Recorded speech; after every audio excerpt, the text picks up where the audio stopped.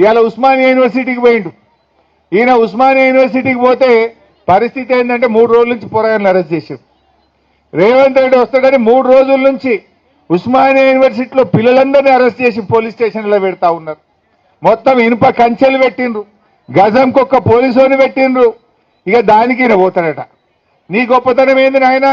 గజంకో పోలీసుని పెట్టి ఇనుప కంచెలు పెట్టి పిల్లల్ని అరెస్ట్ చేసి నువ్వేదో యూనివర్సిటీకి పోయి ఉద్ధరిస్తా అని మాట్లాడుతున్నావు. అది కూడా దేనికోసం పోతున్నావు? వెనకట మా సబితక్క పోయి కొబ్బరికాయ కొడితే ఆ బిల్డింగ్ తయారైతే దాన్ని రిబ్బన్ కత్తిరీనికి పోతున్నావు. నువ్వు కొత్తగా ఇచ్చింది లేదు, కొత్తగా కట్టింది లేదు, కొత్తగా మంజూరు చేసింది లేదు.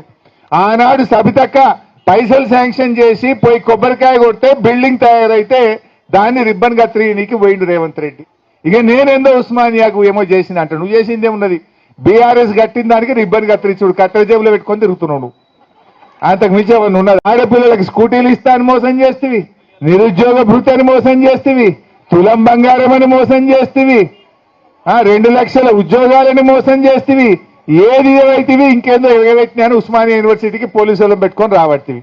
దమ్ముంటే గన్మెన్లు లేకుండా పోలీసులు లేకుండా ఒక్కడివిరా ఉస్మానియా యూనివర్సిటీకి. వెనకట నాకు బాగా గుర్తు, అప్పుడు తెలంగాణ ఉద్యమం బాగా నడుస్తుండే 2012లో. వీళ్ళంతా తెలుగుదేశం పార్టీలు ఉండరు. ఈయన ఇంకా కొంతమంది ఉస్మానియా యూనివర్సిటీకి వచ్చారు. ఈయన కూడా వచ్చింది అలా. వీళ్ళందరూ ఉస్మానియా యూనివర్సిటీకి వస్తే పిల్లలు మయ్యర అందుకున్నారు. సందులో వాడు ఉరికిండి రేవంత్ రెడ్డి. అప్పుడు సందులో వాడు ఉరికినోడు తెలంగాణ ఉద్యమంలో. ఇవాళ నేనేందో వచ్చినా అని మాట్లాడుతుండు. ఇవాళ ప్రజలకు అన్ని తెలుసు. ఇప్పటికైనా ఉస్మానియా యూనివర్సిటీలో బేషరతుగా మీకు ఇచ్చిన హామీలు అమలు చేయనందుకు క్షమాపణ చెప్తున్నా అని చెంపలేసుకో. ఎప్పట్లో చేస్తావో చెప్పు నువ్వు.